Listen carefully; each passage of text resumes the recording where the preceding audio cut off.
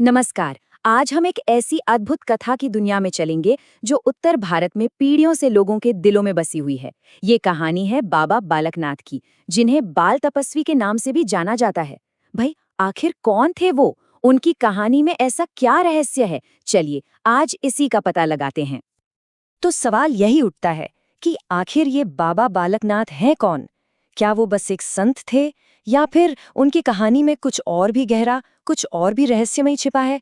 चलिए धीरे धीरे इस कहानी की परतों को खोलना शुरू करते हैं।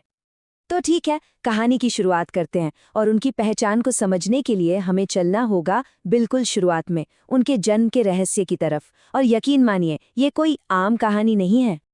और यहीं पर देखिए कहानी एक बहुत ही चौंकाने वाला मोड़ लेती है। पौराणिक कथाएं मानती हैं कि बाबा बालकनाथ कोई साधारण संत थे ही नहीं, बल्कि वो स्वयं भगवान शिव के पुत्र भगवान कार्तिकेय के अवतार थे। जरा सोचिए, उन्होंने इस कलयुग में मानवता की मदद करने के लिए जन्म लिया था। तो ये तो हुई उनके दिव्य स्वरूप की बात। पर धरती पर उनकी यात्रा कैसी रही? कैसे एक बालक ने एक महान सिद्ध बनने का रास्ता तय किया? चलिए अब उस सफर पर चलते हैं। तो कहानी शुरू होती है गुजरात के काठियावाड़ से। वहीं एक पंडित परिवार में उनका जन्म हुआ। पर कहते हैं ना, पूत के पांव पालने में ही दिख जाते हैं। बचपन से ही उनका मन दुनियादारी में, खेलकूद में बिल्कुल नहीं लगता था। अंदर एक अलग ही खोज थी और उसी परम सिद्धि की तलाश में, सोचिए, इतनी छोटी सी उम्र में उन्होंने घर-बार सब छोड़ दिया। और फिर उनकी इस यात्रा में एक बहुत ही अहम मोड़ आया। उनकी भेंट हुई गुरु दत्तात्रेय से। और ये कोई ऐसी वैसी मुलाकात नहीं थी, ये एक तरह से उनकी नियति थी। गुरु दत्तात्रेय ने उन्हें दीक्षा दी और बस यहीं से वो बन गए एक सिद्ध, मतलब एक ऐसे योगी जिन्होंने आध्यात्मिक शक्तियों पर पूरी तरह से महारत हासिल कर ली थी। अब कहानी का रुख गुजरात से मुड़ता है और हमें ले चलता है देवभूमि हिमाचल की खूबसूरत वादियों में।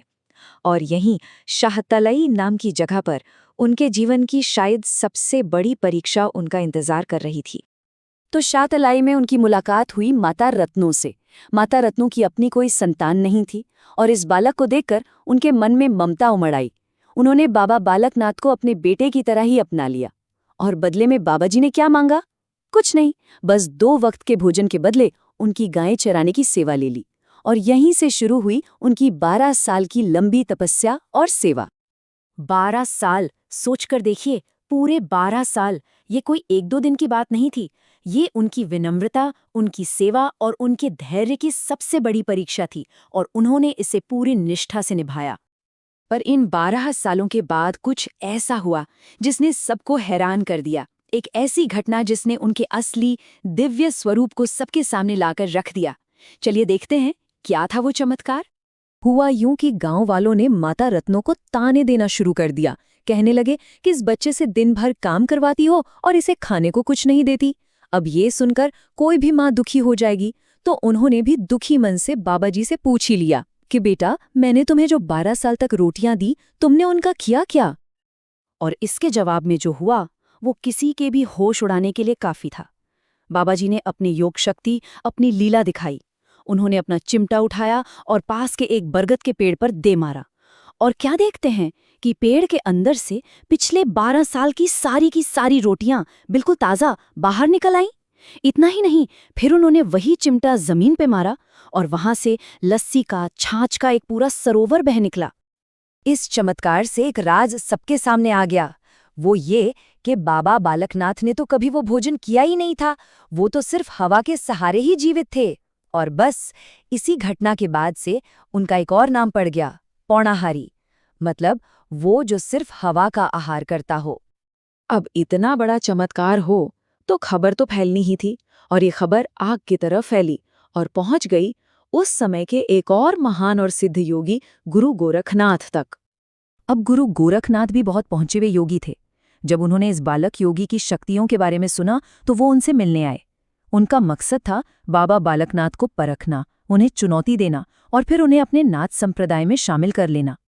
फिर तो जो हुआ वो 2 महायोगियों के बीच शक्तियों का अद्भुत प्रदर्शन था।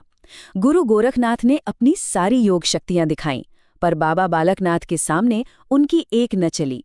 जब गुरु गोरखनाथ ने उन्हें बलपूर्वक अपने साथ ले जाने की कोशिश की तो बाबा जी ने एक पल में एक खूबसूरत मोर का रूप धारण किया और वहां से उड़कर सीधे एक दूर पहाड़ी पर बनी गुफा में चले गए। और जानते हैं, वो गुफा आज भी मौजूद है। और सिर्फ मौजूद है नहीं, बल्कि वो एक अमर विरासत बन चुकी है, जहां आज लाखों करोड़ों लोगों की आस्था जुड़ी है। जी हाँ, ये वही गुफा है जो आज हिमाचल प्रदेश के हमीरपुर जिले में द्योत सिद्ध के नाम से प्रसिद्ध है। यही बाबा बालकनाथ जी का मुख्य धाम है, उनका सबसे बड़ा मंदिर है और लाखों भक्तों की आस्था का सबसे बड़ा केंद्र भी। उनकी इस पूरी यात्रा की वजह से भक्त उन्हें प्यार से कई नामों से बुलाते हैं। उन्हें सिद्ध बाबा कहते हैं क्योंकि वो सभी सिद्धियों के स्वामी थे। पौड़ोहारी तो कहते ही हैं क्योंकि वो हवा पर जीते थे। और हाँ, कुछ लोग उन्हें दूधधारी भी मानते हैं क्योंकि एक मान्यता ये भी है कि वो सिर्फ दूध पर ही निर्वाह करते थे। हाँ, इस मंदिर की एक खास परंपरा भी है जो बाबा जी के बाल ब्रह्मचारी होने के प्रण से जुड़ी हुई है। इसी वजह से जो पुरुष भक्त हैं वो तो गुफा के अंदर तक जाकर दर्शन कर सकते हैं, लेकिन जो महिला भक्त हैं वो गुफा के ठीक बाहर बने एक ऊंचे चबूतरे से ही बाबा जी के दर्शन करती हैं। और ये आस्था आज भी बिल्कुल वैसी ही है। आज भी लाखों लोग हर साल अपनी मुरादें लेकर वहां पहुंचते हैं। गुड़ और आटे से बनी एक मीठी रोटी, जिसे रोट कहते हैं, उसका प्रसाद चढ़ाते हैं। और हाँ, रविवार का दिन बाबा जी की पूजा के लिए सबसे खास माना जाता है। तो बाबा बालकनाथ की ये कथा सिर्फ एक कहानी भर नहीं है, ये सेवा, तपस्या और अटूट विश्वास की एक मिसाल है। और ये हमें सोचने पर मजबूर करती है कि आज की इस भागदौड़ भरी दुनिया में आस्था और विनम्रता की ऐसी कहानियां हमारे लिए क्या सबक रखती हैं। इस पर जरूर सोचिएगा।